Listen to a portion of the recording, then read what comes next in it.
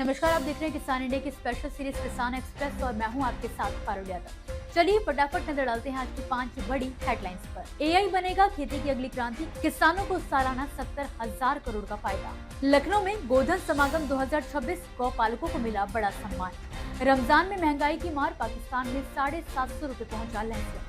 भारतीय कृषि की नई उड़ान के लिए नींबू हवाई मार्ग से पहुंचे विदेश। युवा महिला किसान यूपी की बनी ताकत, 2047 तक विकसित प्रदेश का संकल्प। किसानों को सालाना 70,000 करोड़। भारत की खेती अब एक नए दौर में प्रवेश कर रही है। हरित क्रांति के बाद अब आर्टिफिशियल इंटेलिजेंस यानी कि एआई खेती की अगली बड़ी क्रांति बन सकता है। केंद्रीय विज्ञान एवं प्रौद्योगिकी मंत्री डॉक्टर जितेंद्र सिंह ने कहा है कि अगर एआई का सही इस्तेमाल किया जाए तो किसानों की आय में हर साल करीब 70,000 करोड़ रुपए की बढ़ोतरी दर्ज की जा सकती है। नई दिल्ली में आयोजित global conference on AI in agriculture में उन्होंने बताया कि एआई खेती की असली समस्याओं का व्यवहारिक समाधान बन रहा है। डॉक्टर सिंह ने कहा कि देश में करीब 14 करोड़ किसान खेती करते हैं। अगर एआई की मदद से हर किसान साल में सिर्फ 5,000 रुपए भी बचा ले तो देश को बड़ा फायदा होगा। सरकार बजट 2026 से 27 में भारत विस्तार नाम का एक बहुभाषी एआई प्लेटफॉर्म भी ले आई है, जिससे किसानों को मोबाइल पर उनकी भाषा में सलाह मिल रही है। ड्रोन, सैटेलाइट और मौसम पूर्वानुमान से खेती का जोखिम भी कम होगा और उत्पादन भी बढ़ने में आसानी होगी। सरकार का मानना है कि एआई किसानों के लिए दिखावा नहीं बल्कि कमाई बढ़ाने का मजबूत औजार बनेगा। लखनऊ में गोधन समागम 2026। उत्तर प्रदेश की राजधानी लखनऊ में 23 फरवरी सोमवार को गोधन समागम 2026 का भव्य आयोजन किया गया। ये कार्यक्रम गोमती नगर स्थित इंदिरा गांधी प्रतिष्ठान में किया गया, जिसका उद्घाटन पशुधन एवं दुग्ध विकास मंत्री धर्मपाल सिंह ने किया। इस आयोजन का मकसद गौवंश संरक्षण और दुग्ध उत्पादन में बेहतर काम करने वाले किसानों और गौ पालकों को प्रोत्साहित करना है। कार्यक्रम में साल 2024 से 25 के लिए 63 गोकुल पुरस्कार और 49 नंद बाबा पुरस्कार दिए गए। इसके अलावा प्रदेश के 5 सर्वश्रेष्ठ निराश्रित गौ आश्रय स्थलों और गौशालाओं को भी सम्मानित किया गया। समारोह में अधिकारियों और गौपालकों को उनके नवाचार और बेहतर प्रबंधन के लिए भी सम्मान मिला। गोधन समागम में आधुनिक डेयरी तकनीक, स्वदेशी नस्ल के पालन, पशु पोषण और दुग्ध उत्पादन बढ़ाने के तरीकों पर भी चर्चा की गई। विशेषज्ञों ने बताया कि गौपालन कैसे किसानों की आय बढ़ाने और ग्रामीण अर्थव्यवस्था को मजबूत करने में मददगार साबित हो सकता है। सरकार का लक्ष्य है कि किसानों को आत्मनिर्भर बनाया जाए और गौ आधारित अर्थव्यवस्था को बढ़ावा मिले। 750 रुपए पहुंचा लहसुन। रमजान का महीना शुरू हो चुका है और पाकिस्तान में महंगाई अपने चरम पर पहुंच गई है।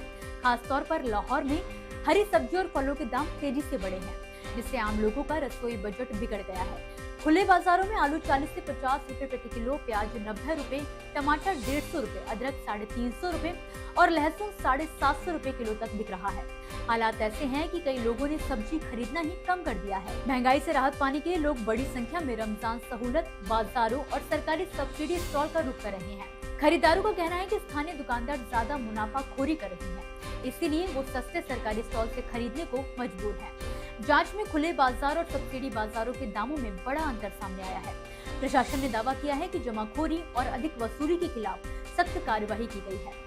हजारों दुकानों की जांच कर जुर्माना लगाया गया और कई दुकानें सील भी की गई। बावजूद इसके महंगाई का दबाव अभी भी बना हुआ है। भारतीय कृषि की नई उड़ान। प्रधानमंत्री नरेंद्र मोदी ने रविवार को अपने रेडियो कार्यक्रम मन की बात के 131वें एपिसोड में देश के किसानों की बदलती सोच और नवाचार की जमकर सराहना की।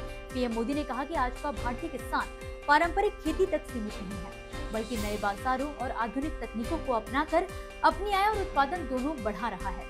प्रधानमंत्री ने बताया कि अब कृषि उत्पाद हवाई मार्ग से भी आसानी से विदेशों तक पहुंच रहे हैं। उन्होंने उदाहरण देते हुए कहा कि कर्नाटक के नंजनगुड़ केले, मैसूर के पान के पत्ते और इंडी नींबू को हाल ही में मालदीव भेजा गया। ये सभी उत्पाद अपने बेहतरीन स्वाद और गुणवत्ता के लिए मशहूर हैं और इन्हें जीआई टैग भी मिला हुआ है। पीएम मोदी ने कहा कि आज का किसान गुणवत्ता पर भी ध्यान दे रहा है, उत्पादन भी बढ़ा रहा है और साथ ही वैश्विक बाजार में अपनी अलग पहचान बना रहा है। उन्होंने इसे भारतीय कृषि के लिए एक सकारात्मक और मजबूत बदलाव बताया। साथियों, अब तो कृषि उत्पाद हवाई मार्ग से भी ज्यादा आसानी से विदेश पहुंच रहे हैं। कर्नाटका के नंजनगुड़ केले, मैसूरू पान के पत्ते और इंडी नींबू को मालदीव भेजा गया। ये उत्पाद अपने स्वाद और गुणवत्ता के लिए जाने जाते हैं और इन्हें जीआई टैग भी मिला है। आज का किसान क्वालिटी भी चाहता है, क्वांटिटी भी बढ़ा रहा है और अपनी पहचान भी बना रहा है।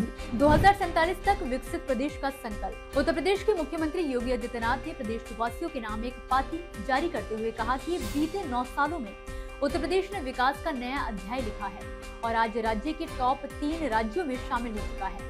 उन्होंने कहा कि यूपी की प्रगति की मजबूत नींव युवा, महिलाएं और अन्नदाता किसान है और सरकार वंचितों, पिछड़ों और दलितों के सम्मान के लिए लगातार काम कर रही है।